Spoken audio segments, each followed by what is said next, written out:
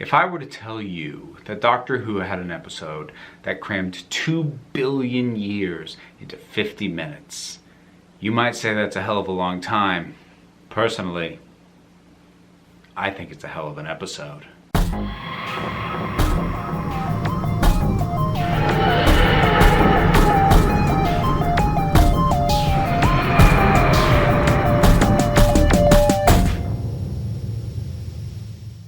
Heaven Sent. It's funny. I actually get nervous going back and watching episodes that I really love because I'm afraid that I'm going to see things wrong that I missed before. You know, things that were nitpicky that I'd forgotten about over time, or aspects that I hadn't absorbed the first time that on a rewatch make me go, oh, that's kind of a shame. So, with one that I love as much as Heaven Sent, I was nervous to come back and look at it with a critical eye, because that's the point of this thing. This is still really, really good.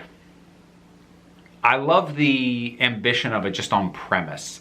The fact that it is the Doctor by himself, nobody else, not just no companion, no other characters for all intents and purposes.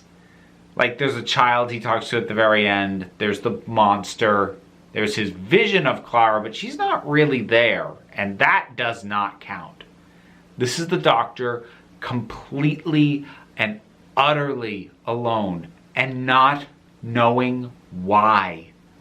Not knowing what's going on, not knowing how to get out of it, having to figure out, and failing again and again and again, except not actually failing. We'll get to the end in a little bit. But the whole thing. This is one of those episodes that is rewarding on a repeat viewing, because you can, knowing where it's going, there's so much more that you catch the first time that you didn't catch before, in terms of not necessarily foreshadowing, but elements that are meant to feed into what is going on. There's a lot of them. They are all over the place. And some of them, you know, get flashback to again at the end, but it's fun to see them show up for the first time in the episode as you come to them. Everything from finding the shovel to him, you know, realizing that he's being watched, and that the cameras show the vision of this thing that is stalking him. All of it, you know, dropping the pedal, diving out the window. Oh God, that was the first moment that I was like, what? Because first of all, the lead up to it was fantastic, and then he dives out the window, and he basically jumps into his TARDIS mind palace to figure out what he's going to do. And this has actually been a thing that the Doctor has been doing across this episode, sort of saying, usually to other people, in this case to effectively himself, the things that he does that keep him alive, that keep him winning. And, you know, it came up in episodes like The Girl Who Died, where he said, you know, always act like you know what they're planning, because if you're very lucky, maybe they'll tell it to you. And here he said, always assume that you're going to survive, and then figure out how you did it. Slow it down. And everything that goes through his head in that period of time while he's trying to figure out. And so that's amazing. I love that Clara's facing away from him up until the very end. I'm slightly torn on whether I think she should have turned around and actually faced him. No, I take that back. I used to be torn on that. This time I'm like, no, it's important for the theming in terms of what the episode overall is doing. So right at the start, the Doctor is stating his intent to hunt down whoever is responsible for this, and stating openly that, you know, Clara told me not to seek revenge. You should know I don't always listen. I had to think about that. Like, am I annoyed by that line, given what I said before about the idea of what's going to happen later? He kind of disregards Clara's wishes, and he's acknowledging that here. I'm prepared to let it pass in this instance, though, because that's him coming out of the teleporter, as far as he's concerned, instantly after she died. this is super fresh for him at the start of the episode. So yeah, no, I get it. That makes sense, what he's doing. Especially if he thinks that, threatening might get him somewhere.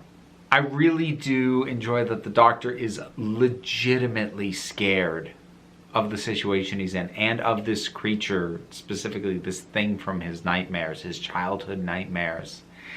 And I also think it's really well integrated that him admitting to that stops it. That is a great planting of the idea of confession across this. Question though, in case I forget to ask it later, with the confession dial, do the confession dials ever kill people? Because the thing, when it caught him, if he didn't confess, it did kill him. Now, yes, he looped back around, but that didn't appear to be the design of the thing. That was what he managed to do, because it took him a while to die, and he dragged himself back and reset and basically started fresh again with no memory of what was going on. But that didn't seem like how the thing was designed to work. That was his workaround. So, do they just kill people through this interrogation method? I would assume so. Especially given that it doesn't tell you up front what's going on. So, unless you happen to stumble across giving a true confession and stopping the thing temporarily and realizing that's what's going on, you probably are just going to get killed.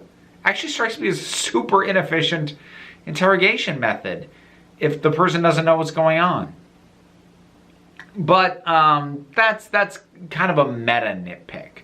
It doesn't impact anything going on in the moment during the episode. For something that is a little bit more of a genuine nitpick, the dropping of this idea of the hybrid being a prophecy and being something that the Doctor knows but won't tell. There were many prophecies and stories, legends before the fact. One of them was about a creature called the hybrid. Is not integrated very smoothly into this. It's not completely crowbarred in, but it's not brought up organically. It's just kind of dropped in there. It's not the worst dropping of the term hybrid that this series has given us, but it ain't great. And also related to that, I'm gonna have to really pay attention in Hellbent for a number of reasons, but it doesn't establish why the Doctor knows what the hybrid is and how the Time Lords know that he knows. So there's two layers of people acting on information that I don't know how the heck they ever attained it. That doesn't help. Again, that's gonna more be an issue for next time though.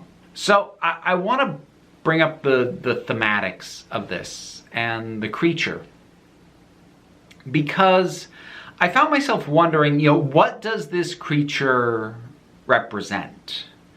And because I've had a thing lately of, recognizing some very specific allegorical theming that Doctor Who's done, and usually liking it pretty well. Not always, but usually. So I was trying to figure out, does this thing represent grief? Does it represent depression? What exactly is this thing? And honestly, it's interpretable as a fair number of things. I'll tell you what it's not, though. And this is the one thing I'll put a line under, because ultimately I don't think it has to be any one thing, but there's one thing that it cannot be. It's not death. Because it kills him, but it does not represent death thematically within the story. Because you can't beat death. Not even the Doctor can beat death. And he does beat this thing at the end through persistence and stubbornness. And so I think something like depression or grief, I'm leaning towards grief, is a much better fit because of the way the episode is structured. It is always following him. It is always at the back of his mind. And all he can do is try and keep out of its reach. And when it grasps him, he still has to get up and try again. And it's going to take so many days where that happens, where the grief and the pain and the depression gets its claws into him, and the next day he's still got to get up and try again. Over and over and over again. Because getting over something this traumatic takes time and takes work. And that's what the doctor's doing in this episode, metaphorically, putting in the work. And part of the reason why I feel it's grief is what happens towards the end when Clara does actually turn and face him. And I said this factors into the theming, because there's a couple of things that he says. About mid-episode, he said, the worst day isn't the day when you lose someone. It's all the days after when they're still gone.